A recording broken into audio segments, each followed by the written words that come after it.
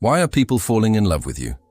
Have you ever wondered why some people are drawn to you so strongly, almost irresistibly? Is it really about your personality, appearance, or charm? Or could there be something much deeper going on beneath the surface? Carl Jung, one of the 20th century's most influential psychologists, believed that love was not random.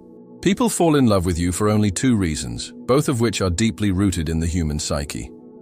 In this video, we'll look at Jung's fascinating ideas about love, projection, the anima and animus, and why people are drawn to you not for who you appear to be, but for what you represent in their internal world. We'll delve deeply into the unconscious forces that shape romantic attraction, revealing the two profound reasons why someone truly falls in love with you.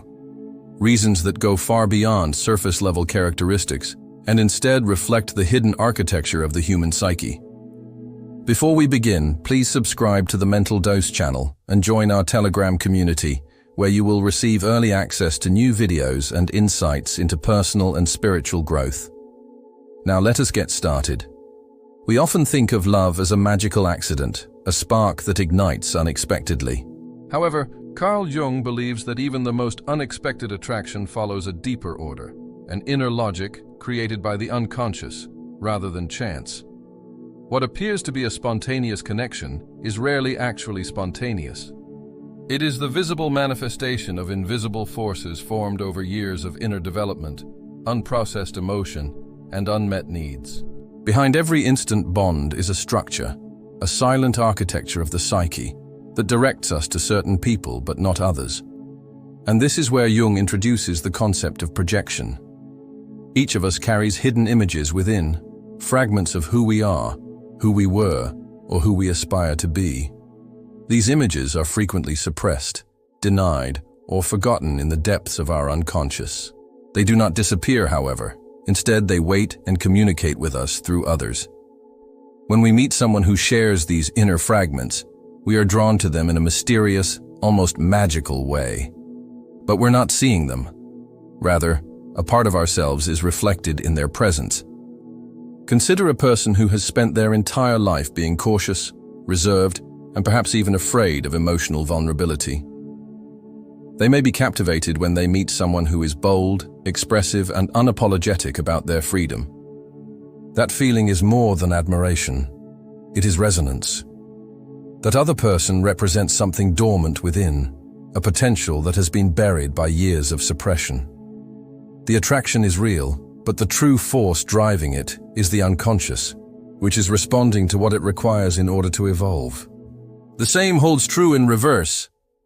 Someone may fall in love with you, not because of your visible characteristics, but because you unknowingly represent something they lack, such as a trait, quality, or emotional tone, which they have been unconsciously searching for. You become the missing piece, a living representation of a part of themselves that has not yet developed. The first reason is that you represent something they do not have.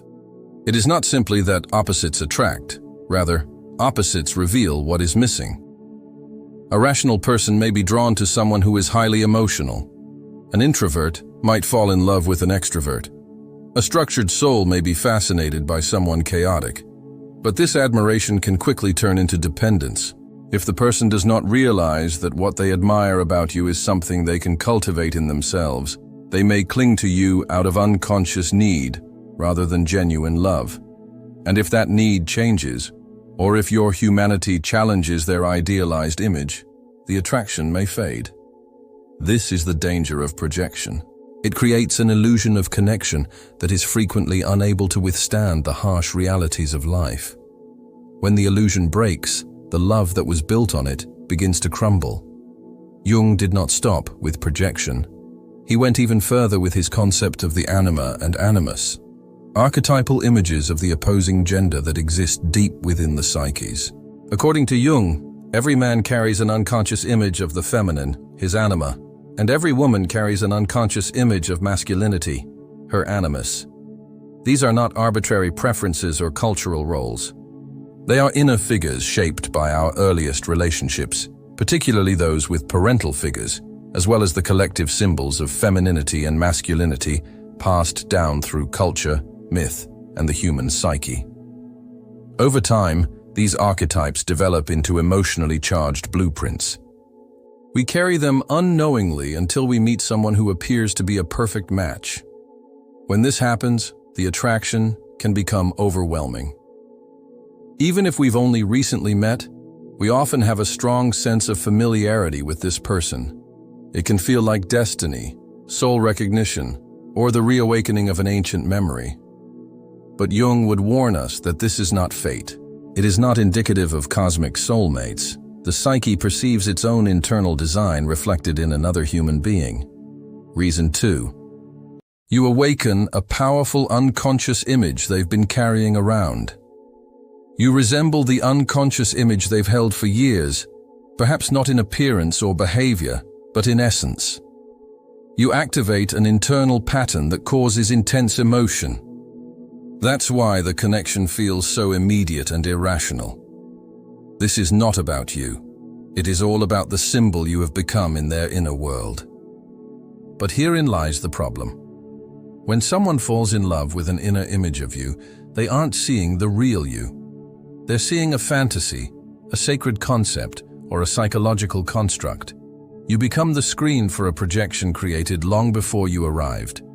And as the real you emerges, with your flaws, contradictions, and human nature, the fantasy crumbles. What was once divine has become confusing. What once seemed perfect now appears complicated. Conflicts emerge. Disappointment follows. The illusion collapses under the weight of reality. This is why so many passionate relationships start with euphoria but end in chaos. They were not founded on mutual understanding, but on archetypal projection, an unconscious script attempting to play out in the real world. However, no human being can ever completely embody an archetype.